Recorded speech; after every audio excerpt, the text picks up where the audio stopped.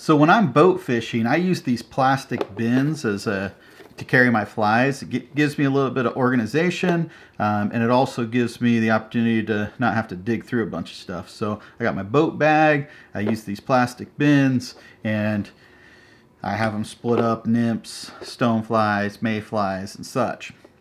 So I have 4 of these, sometimes 5 that I carry. Way too many. I don't need that much. I usually use no more than a handful of flies on the river. So we're about 2 weeks away here from squallow season, and my thought is I don't have any squallows in my box, so just doing a little prep for that. So real quickly, I'm going to go through my stoneflies with you, not completely and in depth.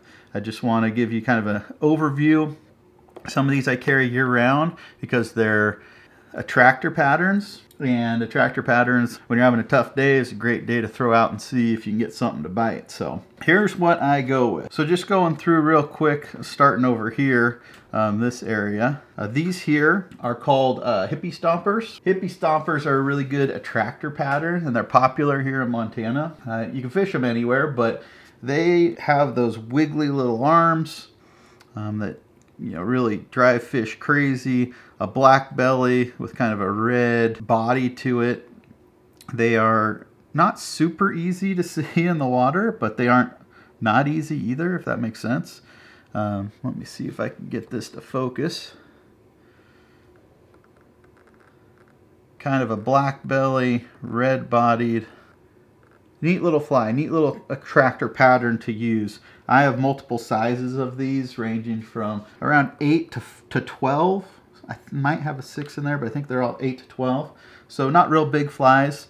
This is something I technically could use during squallow season, but not super necessary either. So not going through every single fly, but you can see here I have some that are salmon flyish. The bigger stone flies with that golden belly, a golden stone sort of thing.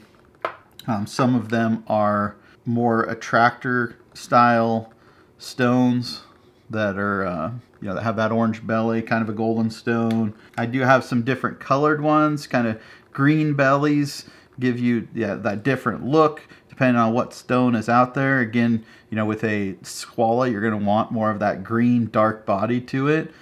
So that could be okay, probably not great, but okay. I have some woolly boogers. I need more woolies. This is a yellowish one, but it's got that big puffy back to it. It's got that stone foam body. Really neat fly. This is super popular around here and everywhere. So having multiple colors and different woolies is always a good idea. So what does that mean here for what I'm doing? I need to get my squallows in here. So I have, let me move this away. I have these squallows that I used last couple years. Last year I didn't get to fish much for squallows, but this year, let me zoom in just a little bit for you. This year I hope to fish a lot more.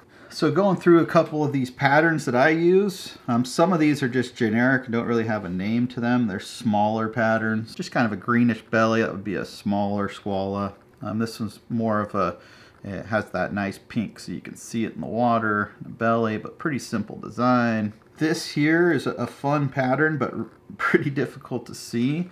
This is called a Satch, or a Sasquatch pattern. Let me see if I can get it in focus for you.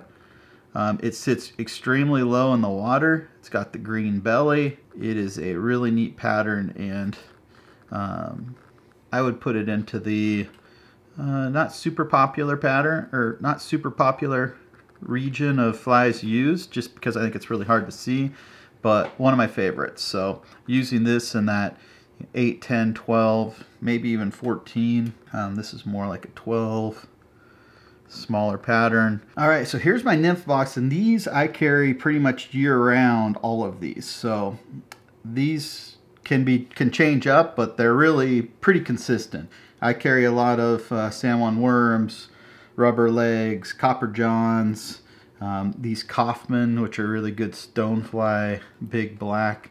These are actually really good for squallows. They look very similar to squallows. This one's a little big, but not too bad. If I can get to focus for you a little bit.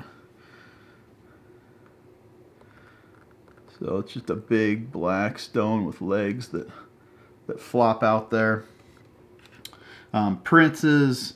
I have some check nymphs. I have some zebra nymphs. Again, copper johns. A lot of copper johns. These big golden stone. They're pretty big, but they really stand out. They're like a huge copper john. Get the focus there. Neat fly. A lot of worms. I use a lot of San Juan worms. So I use everything from a normal San Juan to ones with an egg pattern on them. Those are pretty good fly. I just caught a fish. My last fish of the year was caught off this fly, actually. Or of last year, I should say.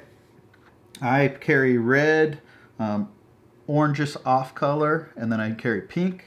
Pink's actually my favorite. Red is very popular here in western Montana and in Montana in general. For me, I caught the most off of pink, so I use a lot of pink, a lot of sizes.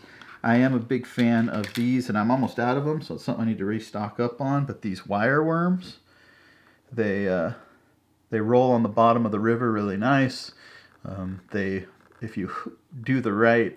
If you tie the right loop on them, they flop around like a really neat. They imitate a worm really well coming down the river. So, little orange fly.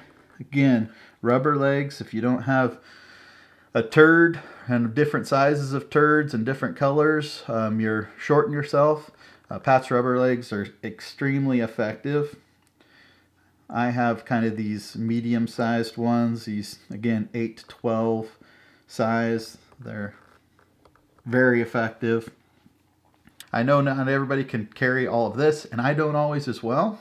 So one last thing before I wrap this up. Normally what I will do if I'm not in my boat is I will carry something like this Sims little pack for my flies. When you don't have a boat, you just don't need to have all those flies and carry all that around. 90% of what I'm carrying I don't use or don't need to use. So what I'll do if I know I'm going to wade fish, I will take a pack like this. I'll have my chest pack or a sling pack, and I will put in some nymphs, some stones. Maybe if there's a mayfly hatch going on, I'll do some mays. I'll always have 2 or 3 sizes of hopper in here. Hoppers for me are pretty much a year-round fly, even though hoppers are really best July through September, October. So this gives me the opportunity to have what I need really quick and small, and take out of my main pack what I need. But I hope you found this video useful. Again, I'll do this once every quarter or so, just as I update my fly box so you can see what I'm carrying and decide if that's what you want to carry as well. I do change things. I try different flies. I hear from people of things they use, but at the end of the day, there's no real secrets out there. Some guys off color a little bit. Some guys use different sizes. Maybe there's a fly that somebody ties that's different. I haven't gotten super into tying yet. I will. I just haven't had the time. But all in all, these flies that you get at the fly shop, they work well. They'll catch you fish. It's more about your presentation and how you fish than the fly. If you can get the hatch that's going on and you have a good presentation and you fish well, you're going to catch fish. So thanks for watching. Like this video. Follow our channel. Follow us on Facebook and Instagram as well. Links are right here. Thanks again for everything. Till next time.